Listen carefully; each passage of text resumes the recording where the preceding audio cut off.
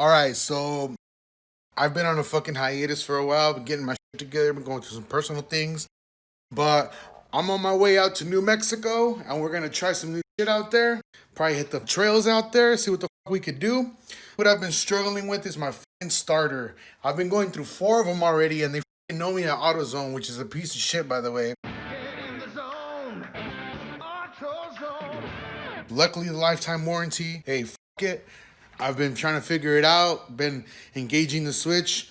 I've had enough of that shit already, so I'm just gonna send it to somebody who knows what the fuck they're doing. Last time, it was just a minimal mistake. Wiring, I'm pretty sure it's the same thing again, but hey, we live and we learn, and we just gotta get done. Here's some footage that I got from a month and a half ago. This is what the fuck has been going on with the F1 shitty. What happened?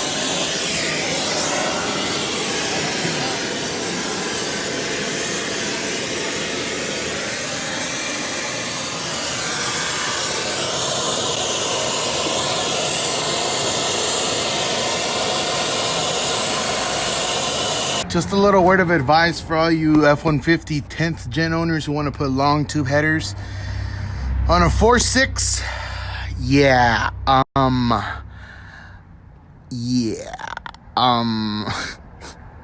yeah. That's a tight fit there, eh?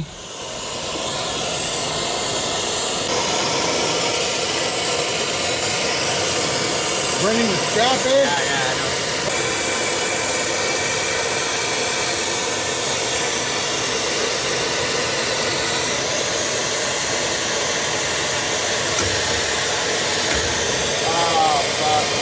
What happened? Well, that's how it was earlier. Hey, that's why men are the ones that build 300 way.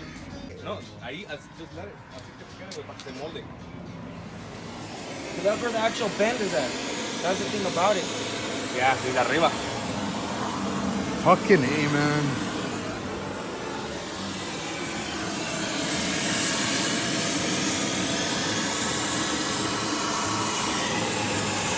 Go burn my electrical.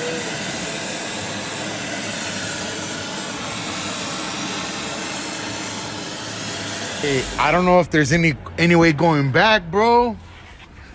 Look at how fucking close the starter is to the fucking... We had to fucking torch those bitches and fucking mold them and all kinds of crazy shit. But, yep, they're in there. Motherfuckers.